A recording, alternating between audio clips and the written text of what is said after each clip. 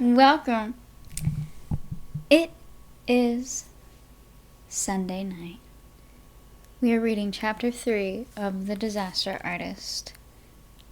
Hooray!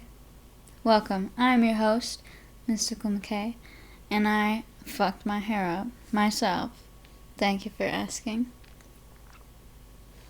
Yes, 'tis I. Let's hop on here and get this shit on the road. Okay. Hooray. Here we are. Welcome. We're on Chapter 3 of The Disaster Artist. This is a book detailing the events all around the miraculous masterpiece that is the movie called The Room. And if you've never seen it, you won't get it, so just hop on out of here if you're not in the clique. Just kidding. Stick around if you'd like it. Chapter 3. Do you have some secrets? Audiences don't know. Somebody sits down and writes a picture. They think the actor makes it up as they go along. On the first day of The Room's production, it was my job to make sure that Tommy got up and to the set on time. This would remain my job for the entire film, during which Tommy would be routinely 3 or 4 hours late. In my defense, Tommy's interior clock is more attuned to the circadian frequencies of a bat or a possum than a man. He typically goes to bed at around 6 or 7 in the morning and gets up at 3 or 4 in the afternoon.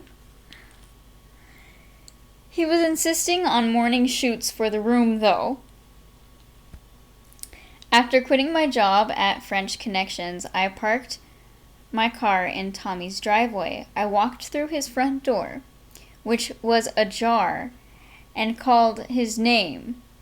There was a kettle of boiling water on his stove, which was whistling away. I took the nearly empty kettle off and went upstairs. Tommy's bedroom door was closed, but I hear him making a few grumbly noises, of which sounded like 5 minutes. I went back downstairs and sat on his couch, where I found a note from him to me that said, "You will receive majority of candy, 95%, when completion of production. I'm not Santa Claus." Candy was Tommy's usual creepy slang for money. It was typical Tommy behavior to delay revealing an agreement's fine print until after a handshake. After 20 minutes, I went back upstairs and knocked on his door. 5 minutes, he said again.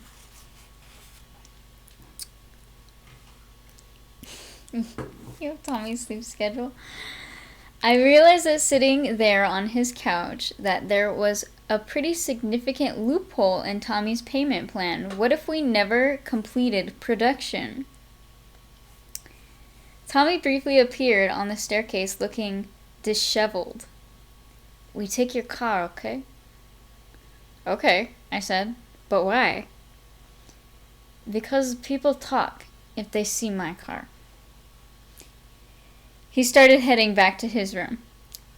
"We're late, I say. When will you be ready to go?"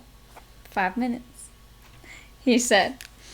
Soon I was lying down on the couch. Tommy's plan was kind of ingenious when I thought about it. How better to get my involvement within this film? How else to convince me to wait on his couch for an hour after he told me that it would only be 5 minutes? What was he doing? Primping, getting dressed, re-primping, doing pull-ups, getting dressed, primping again, falling asleep. At one point, I marched up the stairs to inform Tommy that he couldn't be 2 hours late on the first day of filming his own movie. But before I could get him this blast of tough love truth, he walked out of his bedroom wearing white surgical gloves, stained to the wrist with black hair dye. He actually decided to re-dye his hair before heading over to set. I went back downstairs and started watching Spy Game. Tommy had hundreds of DVDs scattered all over the floor, though I'm not sure if he ever watched many of them. By the time Spy Games was over, Tommy was ready to go.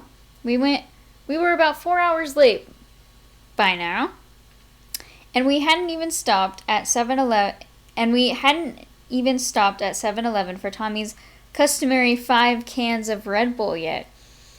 I think that this could be deemed an inauspicious beginning. Red Bull? The room was being filled on the Highland Avenue of Burns and Sawyer, which over the last 5 decades had become a legendary provider for cameras and equipment to mainstream Hollywood film and television productions. Bill Murr had made the unusual decision to let Tommy use the company's parking lot and small studio space because Tommy had made the breathtakingly expensive decision to purchase rather than rent all of the equipment. This was $1 million investment, and not even a large Hollywood studio would dare. Camera and filmmaking technology is always improving, and anything regarded to the cutting edge would be obsolete within 12 months.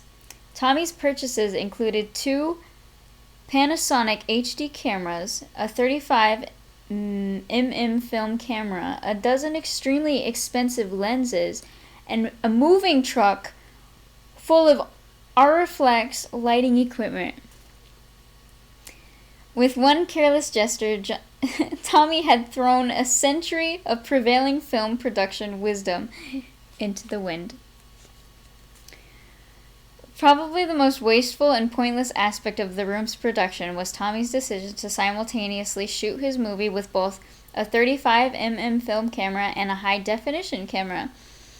In 2002, the HD film camera cost around $250,000 combined, and the lenses, ran from $20,000 to $40,000 a piece. And of course, you had to have an entirely different crew to operate all of this stuff. Tommy had a mount constructed that was able to accommodate both of these cameras at the same time, meaning that Tommy needed 2 different crews and 2 different lighting systems on set at all times. God. The film veterans on set had no idea why Tommy was doing this. He was doing it because he wanted to be the first filmmaker to ever do so. Guess who put them there? The best description I ever heard of Tommy was that he looked like one of those anonymous, Uzi-lugging goons who appeared for 2 seconds in the Jean-Claude Van Damme film before getting kicked off the catwalk. That's what Tommy looks like now. This particular day he was wearing tennis shoes, black slacks, a loose and billowy dark blue dress shirt, sunglasses. His hair was secured in a tight ponytail by his favorite purple scrunchie. As we walked from the car to the set, he was yelling in every direction, "Why are you standing around like Statue of Liberty? You, do your job. You, move there. And you film operator, don't touch anything for ADHD. Be delicate. We need hurry. There's no time to waste." Everyone stared back at him with an expression of, "Are you fucking kidding me?" Tommy was ludicrously late for his own shoot, and his first leadership step was to hassle the crew. It was a hot day, but already... Oh, it wasn't even a hot day, but already I was sweating. The room's crew had been provided by Burns and Sawyers, largely thanks to Bill Murr and his sales rep, Peter. Anyway, they realized that Tommy was going to need help operating all of this expensive equipment, and he knew less than nothing about all of it. Their ultimate motive was to keep this production afloat for at least 30 days, which was the period that Tommy had to return the Price's equipment that he bought for them. Still, providing him with a crew was an act of legitimate kindness on Murr's part. It gave Tommy access to some cinematic veterans, among them a French-born director of photography who had done a ton of work in reality television. There were savvy and competent professionals, which meant that they were completely unprepared for dealing with somebody like Tommy.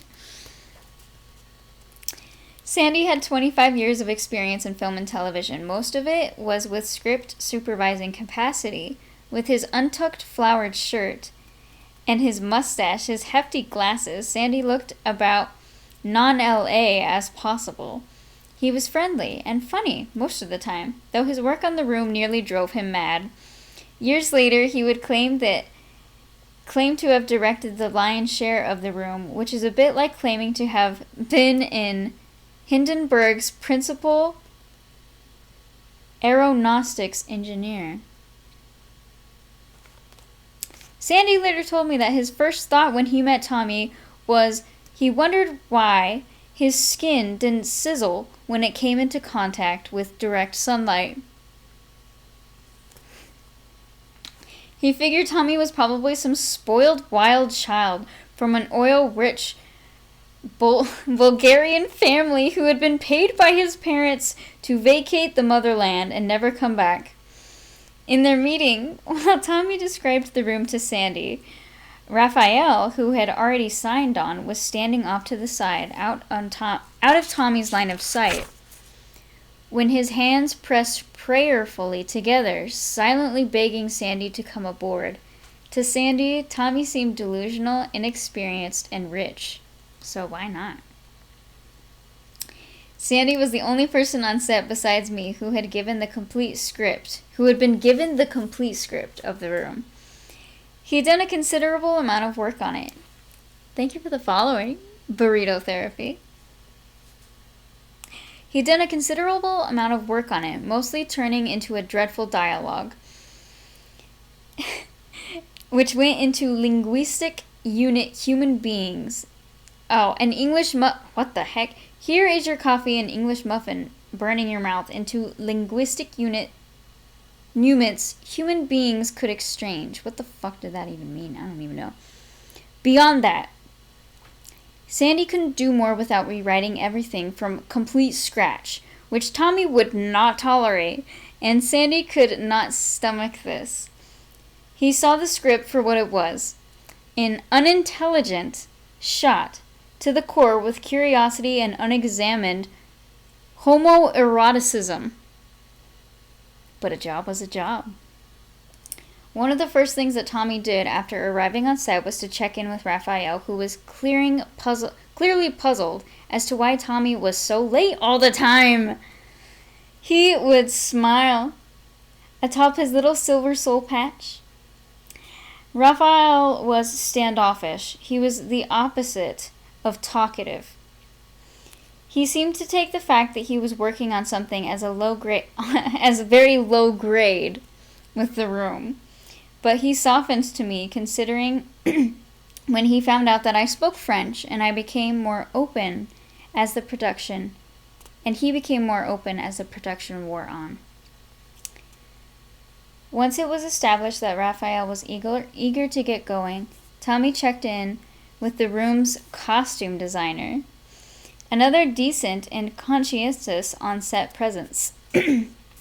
Tommy had given her a minuscule budget, and so she spent much of her time despairingly combining through LA thrift stores to piece together outfits. The result was a quote-unquote wardrobe unit consisting of single homeless shelter racks of clothing and a few plastic laundry tubs. She also had to deal with Tommy's eccentric design whims. Unsurprisingly, many of the room's costumes were turned out to be baffling at best and catastrophic at worst. Tommy's final stop was to see Amy, the room's makeup artist, who had been assigned as a dusty, pathetic station, assigned a very dusty, pathetic station to the immediate right of the stage door. She had no place for a mirror or a table where she could set her brushes. After seeing this table, we realized that she was already deeply frustrated when Tommy plunked himself down in her chair, demanding that none of his nest show. I had to translate that. Nest meant scalp. Though I couldn't begin to tell you why. While Tommy was having his nest covered up, he told Amy that he wanted every actor's moles to be concealed as well. She looked at me, and I shrugged. This experience was not going to be easy for her. I had not seen the room's interior set in anything resembling the finishing shape. So I headed over to Burns & Sawyer's small studio space to have a look. Several crew members who, as a favor to Anway, were working below their normal rates, under the assumption that the film was low budget. They were staring daggers into the 6,000 private bathroom that Tommy had constructed for himself near the back of the stage. This bathroom had everything: separate plumbing, extra soft toilet paper, a vanity mirror, a sink. One thing it didn't have was a door. Instead, it had a little blue curtain. This was weird for so many reasons. For one, they already had a clean, roomy bathroom facility 80 feet away from his own little toilet ego shrine. For another, he was really going to void his bowels in the middle of the studio, separated from the people with whom he was working only by a flimsy curtain.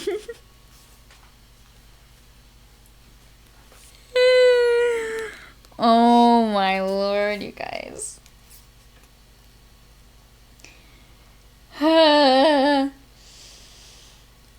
Yikes. Okay. One of the crew hissed, "What is a private bathroom doing in here?" This guy had enough money to build his own bathroom? Why doesn't he just use the normal bathroom like everybody else? Uh-oh. That's fucking ridiculous. With what we're being paid, that's fucking ridiculous. I am totally shitting in that thing every time he's not looking, said somebody. The studio door opened behind us. "Greg!" Tommy shouted from the doorway. "Greg, I need you here. We do rehearsal." Some crew members had stuck around and were staring at Tommy with openly mutinous expressions. "Don't talk to Greg," Tommy said to them. "Leave him alone. I talk to Greg." Tommy dragged me outside where he spotted the man operating the 35mm camera, and he proceeded to give him the secret lowdown as to how he wanted the film done. In 10 seconds, Tommy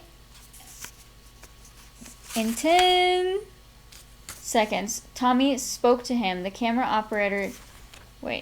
In 10 seconds, Tommy spoke to him. The camera's operator's face underwent at least 5 distinct changes of expression: puzzlement, dismay, shock.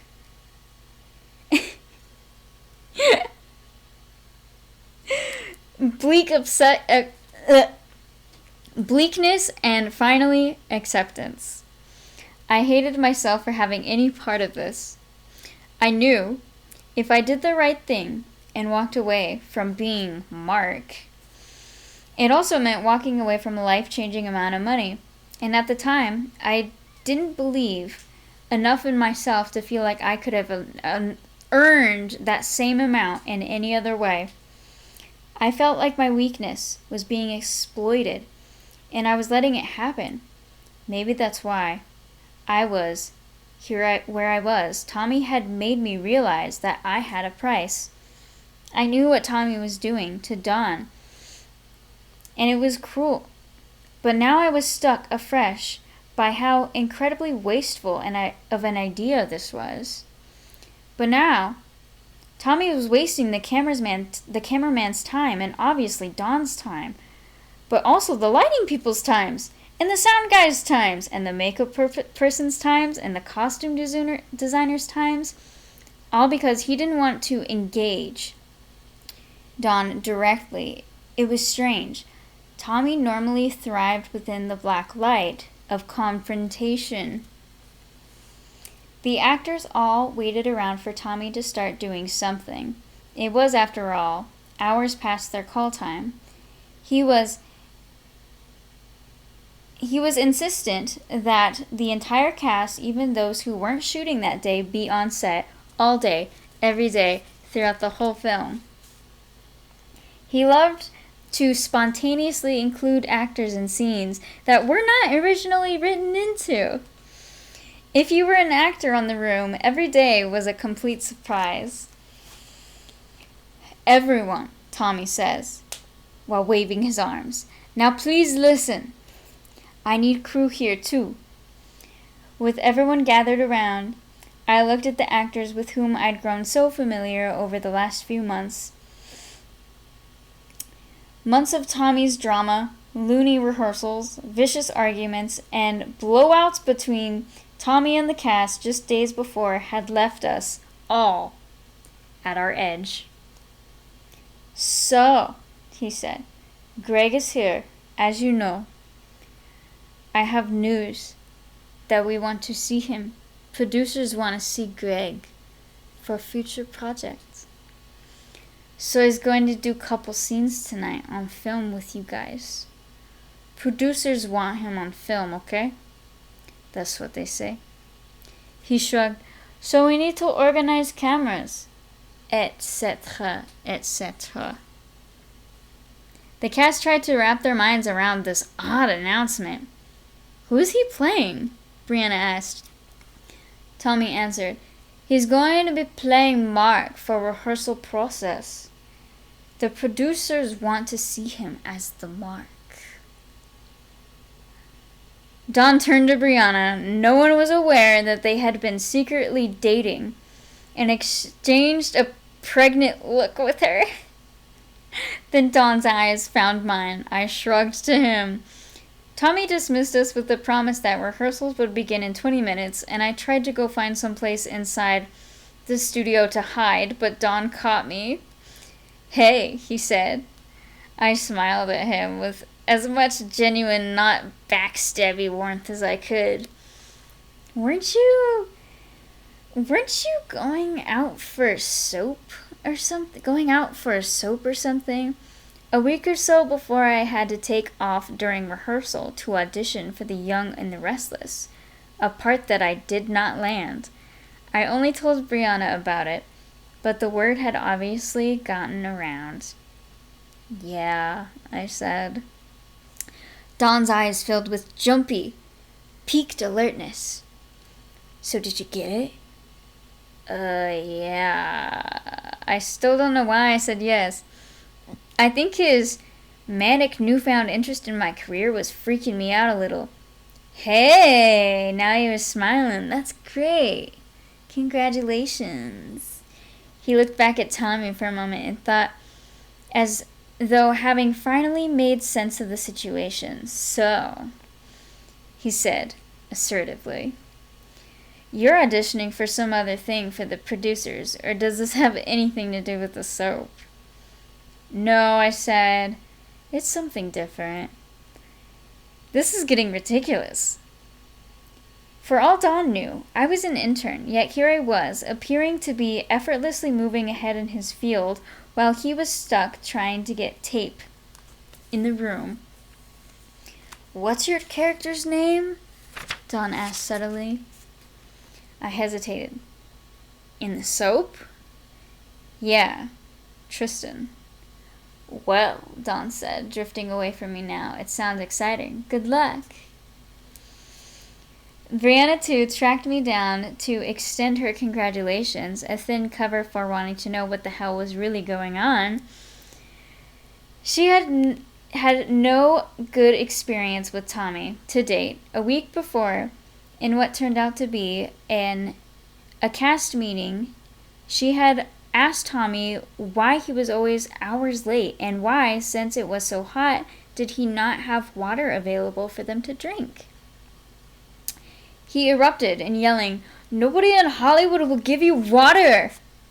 before chugging a plastic water bottle at her head. Brianna and the rest of the cast walked out and almost quit the film entirely, and I don't blame them. Brianna was an actress, even if the camera wasn't pointing at her.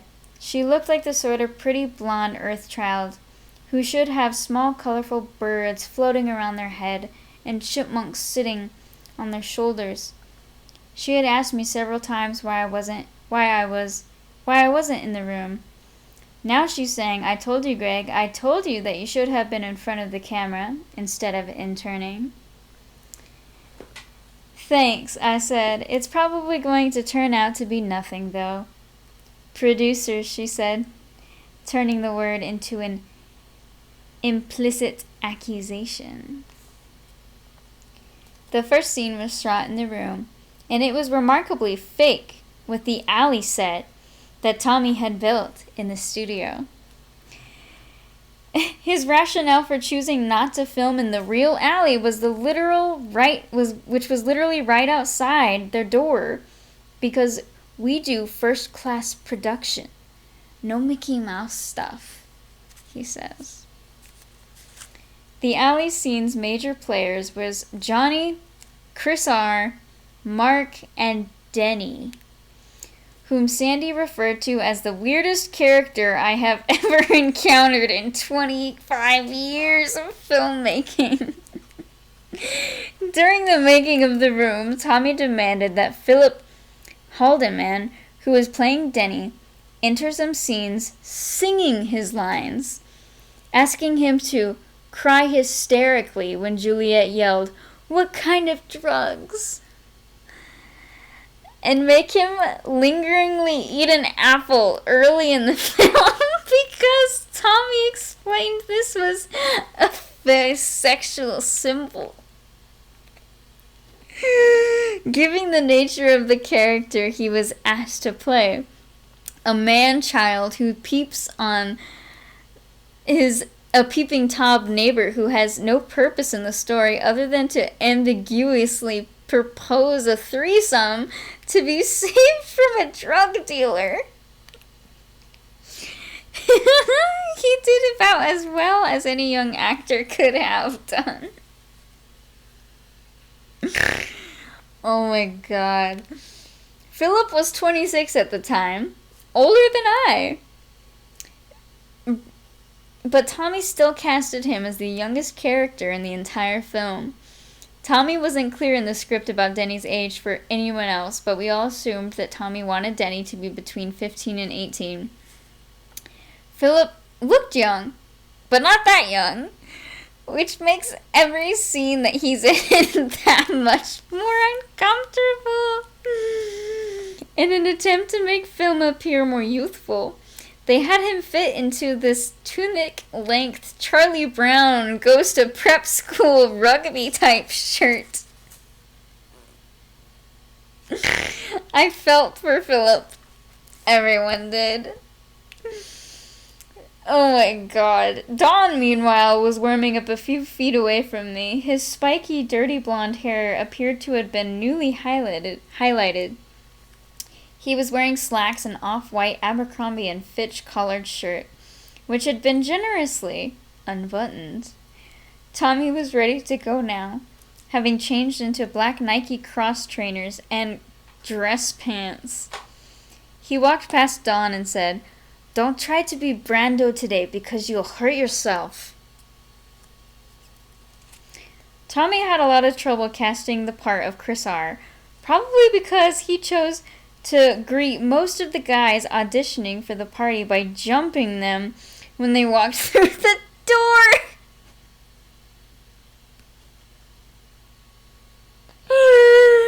Oh my god, Tommy. Oh, man. At one point, Tommy wanted to have Scott Holmes, who was cast as Mike, also play Chris R. He was supposed to pull off this by wearing what Tommy described as a disguise, a black Indiana Jones-style hat and a horn-rimmed glasses, on the assumption that the audience wouldn't notice. Scott was no pushover physically, but in terms of attire and aura, he was about as menacing as an Ewok. When Don learned of Tommy's trouble finding a good Chris R., he suggested that Tommy meet his stacked 6'3" roommate, Dan, who cut a nice, intimidating figure. Prior to the room, Dan was busy doing things like competing in the 2002 Olympics. Wow, for the bobsledding team, working as a motivational speaker in Los Angeles' community, and starting a successful internet company. Dan's audition for Tommy was his first audition ever. No, not one to phone anything in. He read up on it beforehand, and on the mistaken assumption that Tommy knew something useful about either. And on the first day of filming, Dan arrived on his set in character and stayed in character. Train or not, the guy had become a hellfire missile of method. In his tight black tank top and even tighter black beanie, he was at times so frightening, locked in Chris R., that no one dared talk to him. Between rehearsals, he would stalk back and forth along the set's edge, muttering and swearing, keeping himself angry. Dan had some questions about Chris R. We all did. Why is the name Chris R? For instance. What's with the hyphen? Tommy's explanation. He is gangster. Good God. What about the drug business, which was never mentioned or came up before or after Chris R.'s scene in the film? We have big problem in society with drugs. Chris R. is gangster and Denny takes drugs, so he must be rescued. The original Chris R. scene opens with Denny playing basketball in an alley. Chris R. suddenly joins Denny and demands, "Where's my fucking money?" Apparently Denny had bought drugs from Chris R., which made Chris R. demand for money a little odd. In that drug dealers pretty much require upfront payment. Eventually, Chris R. pulls a gun on Denny, after which Johnny and Mark run into the scene to disarm him. Soon enough, Don was being filmed running into a scene with Tommy to disarm Dan. They did several takes. A lot of emotion, Tommy kept saying. They were immersed to his sound equipment instructions, and he was unable to get the sound to sync. Raphael chimed in to say how strange it was that a guy the size of Chris R. was holding a gun into someone's head and is presumably prepared to fire it, could possibly be jumped or disarmed so easily. Tommy and Raphael, not to worry. That's when they got more emotion in the scene. That's when it was my turn. Be aggressive, Tommy told me. Really go to the edge of your moment. This is drama. Show people what you can do. Very powerful. We rehearsed the scene a few times before Tommy announced that he was ready to begin filming me. If anyone found it odd that the first thing the room's mysterious producers wanted to see me do was rush into a scene in which I had no lines, they kept it to themselves. In between shots, Tommy noticed that Don had walked away to get a drink of water. This was a mistake. Brianna had already established that water was an issue guaranteed to make Tommy go berserk. When Don came back up to the edge of the stage, Tommy stopped at the scene that was underway and he pointed at him. You stay here while we shoot, okay? You do not leave set. I tell you right now, follow instructions. Do you understand? At first, Don laughed, unable to believe that stepping away from a scene that he had already shot to get a cup of water could possibly be an issue. When he realized that he was serious, his face bunched up. What is your problem, Tommy? I just went to get water. No, Tommy said. You stay here. You leaving is fucking up our set. Suddenly, I realized that Tommy was creating a pretext to fire Don. The alley scene was finally wrapped. Sadly, none of its particular magic ever made it into the film. Tommy had the entire Chris R scene reshot on another set. A week later, the dreadfully unconvincing indoor alley scene turned up in a finished film only once, during a scene in which Mike tells Johnny a long story involving wayward underwear. Good Lord. I'm not sure when word got out that the film wasn't rolling on Don, but it did, and now several people were whispering about it. As everyone regrouped to shoot the next scene, I became increasingly worried about what would happen when Don found out. Tommy, sensing my discomfort, took me aside and said, "Don't worry about him. If he attacks you, I will protect you." Very reassuring. Tommy chose to shoot the next rooftop scene. Now, the logical thing to do would have been to shoot another of several planned alley scenes because everything was already set up there, and the rooftop wasn't even completed. But Tommy went with his gut. His weird, indestructible, unpredictable gut. And so the relevant crew members arrived to put their finishing touches on what had become the room's most famously incompetent cinematic element, deserving of its capital R. To begin, the rooftop wasn't a rooftop, but rather a 3-separated styrofoam wall backed up with cheap plywood, all of which would have hastily been set up in their parking lot, which, shooting rooftop scenes from alternate angles, the crew moved the 3 walls to create the illusion of 4. Ultimately, they often failed to align these pieces, as you can see in the finished film.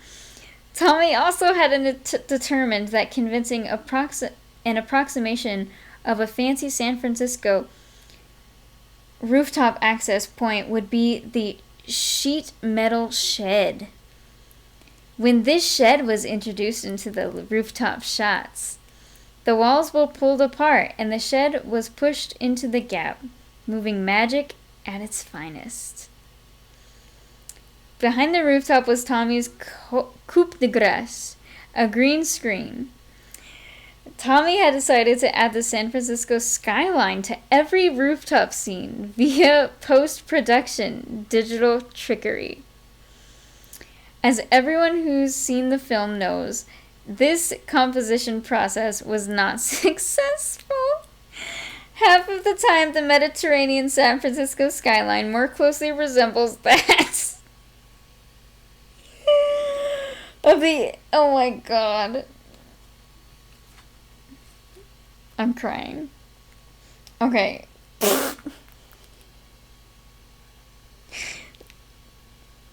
where did I go? San Francisco skyline most closely remembers that of Istanbul, and other times it looks as though the rooftop is carrying its inhabitants through space and time itself.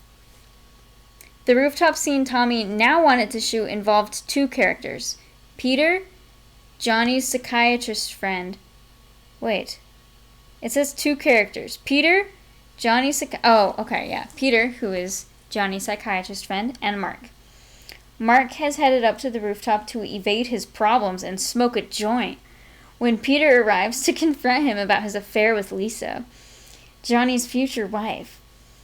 Mark responds to Peter's accusations with his uncharacteristically abrupt burst of anger and tries to throw Peter off the roof.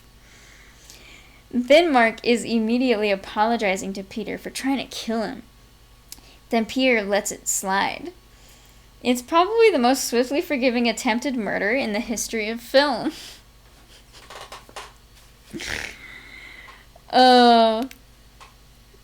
There was so much scrambling when throwing together these costumes, presenting me with all of these all-denim getup complete with cowboy boots that made me look like a rejected concept drawing of the Marlboro Man.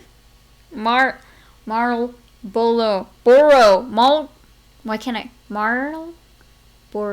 Man. Jesus fucking Christ. By now I noticed that Don was watching Tommy a lot closer.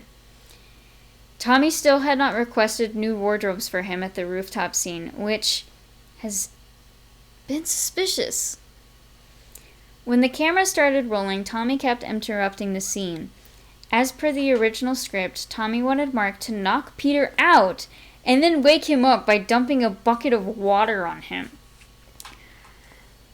Kyle, who was playing Peter, sensibly pointed out that he only had one suit. Yeah, Sandy said, unable to believe Tommy was seriously proposing this.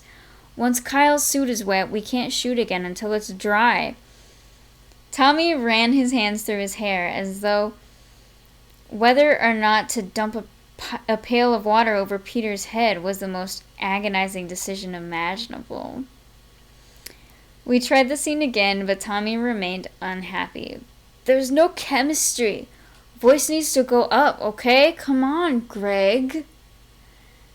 I have never been so aware of someone's eyes on me as I was of Dawn's at that moment. This was obviously way beyond anything that some producer wanted to ever see. Tommy was also mad because he thought that I had changed a line in the script.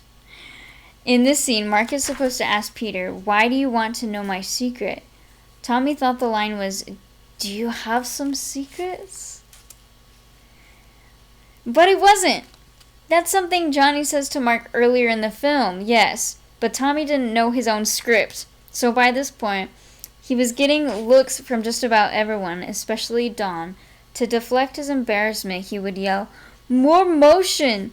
and kick a pail of water that turned over and splashed up his $25,000 worth of cameras. Sandy put his arms on Tommy's shoulder and guided him away, saying, "Whoa, whoa, whoa, we can't have any of that near the cameras." Tommy was not having that. "It's boring," he said. "No motion." Tommy was not hearing this. Then he called me over to where he and Sandy were standing, to put his arm on my shoulder and to say quietly, "I know what you want to do." I had no idea what he was talking about. "Just do it," he said. "Don't be scared. Throw this stupid chair like your spy movie." It occurred to me that Tommy was referring to Spy Game, which I was watching that morning. In particular, he was referencing to the scene in which Brad Pitt, while arguing with Robert Redford, throws a chair off a roof. Tommy, it turned out, had watched a good chunk of Spy Games from the stairs behind me. No wonder he was so late. "If you want to break chair or something, break chair. I don't care." In my next take, I kick over a prob table and throw in an authentically frustrating fuck. All to appease Tommy. An authentically frustrating fuck. All to appease Tommy and to bring this painful, awkward scene to an end. Not only for me, but also for Don. When Tommy watched the playback, he decided that my ad-libbed fuck was his favorite take. He couldn't stop talking about how much he liked it. It was no evident to anyone paying attention that I was being filmed for something much more than a screen test. I looked over at Dawn and saw him talking with Brianna and Juliet. Brianna was animatedly throwing her hands around. Dawn was shaking his head. Juliet's hands were clasped over her mouth. Tommy's scheme was over. Dawn knew. And that's chapter 3. Ha la la la. That's the Disaster Artist. Chapter 3. That's it, my friends. Let me know what you thought about it. I liked it. I think it's super, super, super hilarious. I love it. When you complete the chapter, what's your top favorite read? So far, I have only been reading live with 2 books. I've done one book that's completely opposite to this, like completely different subject, and that one's honestly probably my favorite just because it's very transformative and it's a spiritual book. So that's been my favorite so far. That's my top. But I love this book too. So this would have to be my second favorite. Thank you for asking. I love this book. It's super, super fun. So, yeah. Thank you guys so very much. I hope you enjoyed this. I did. And I'll be seeing you guys tomorrow morning if you would like to join me for morning meditation. I'm not quite sure what I'm going to be doing quite yet, but it's always an adventure, so I hope to see you there. And I will be reading once again, thank you, tomorrow, or next week on next Sunday, every single Sunday night at 8 p.m. Arizona time. That is when I am going to be reading. So if you want to stay up to date on the chapters, or you could just go on my YouTube channel and I upload them on there as well. So you can do either or. Thank you guys. Have a wonderful rest of your night. Love you. Goodbye.